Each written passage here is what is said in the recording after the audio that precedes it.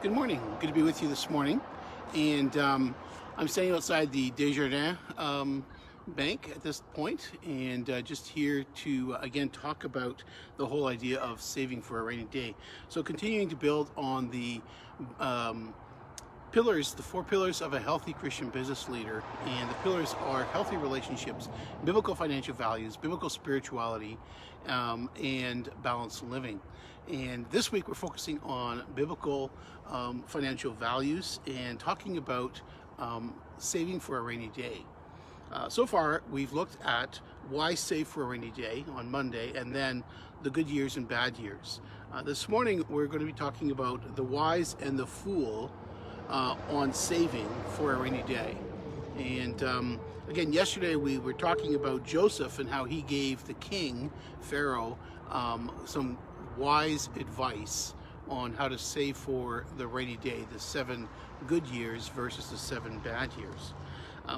Have you ever gone on an extended hike, or maybe you've actually participated in a survival exercise?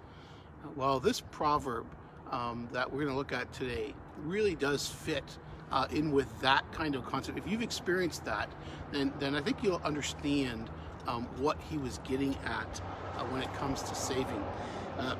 Today's verse again, Proverbs 21, verse 20, it says, "The wise store up choice food and olive oil, but fools gulp theirs down." Now, Solomon really had a way with words, didn't he? You read through the Proverbs, and there are many times when you think, wow, whatever you think of Solomon, you cannot say that he was not clear and at least direct. And certainly in this verse, he was very direct again. But why would he call someone a fool who gulps down their food instead of saving some?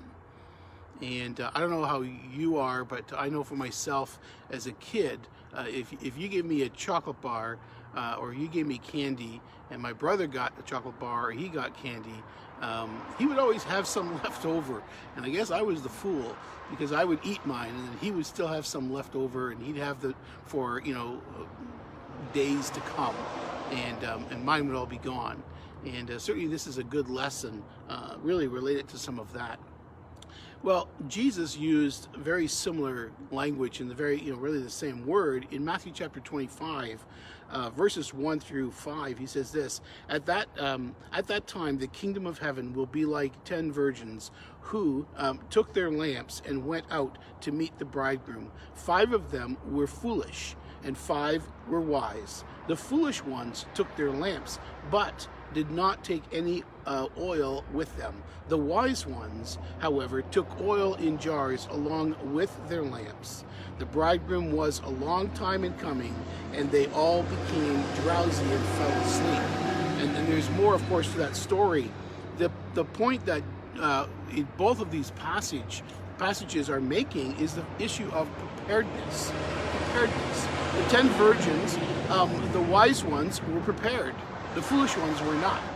If you read the rest of the story, you know that the bridegroom was late in coming, and the wise ones, they, after they all fell asleep, their lamps were going dim. The wise ones had extra oil to fill their lamps. The foolish ones, on the other hand, did not, and they had to go find oil. By the time they got back, the bridegroom had already come. When they got to the door and they knocked on the door, he said, "No, I will not let you in. I did not know you. I never knew you."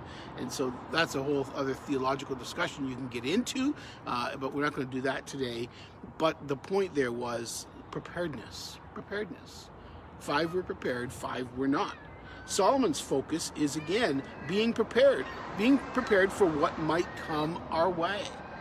Knowing that, yes, we have good days and we have bad days.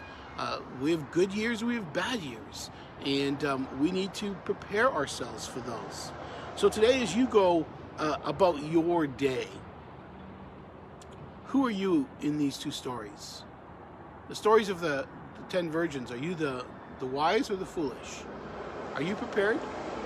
If Jesus were to come back today, are you ready to meet him? Now, that preparedness is not by having extra oil or by having extra money in the bank. That preparedness is by having a right relationship with Jesus Christ. If you have that right relationship with Him, then you are prepared.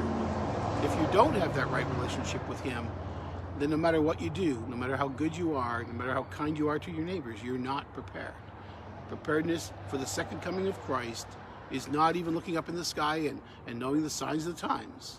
Preparedness is knowing the one who's coming, knowing Jesus. On the other hand, are you prepared for whatever bad days may come your way, here and now, in this life? Have you prepared yourself for that? May we be the wise, those who are ready. Have a great day, and I'll see you again tomorrow.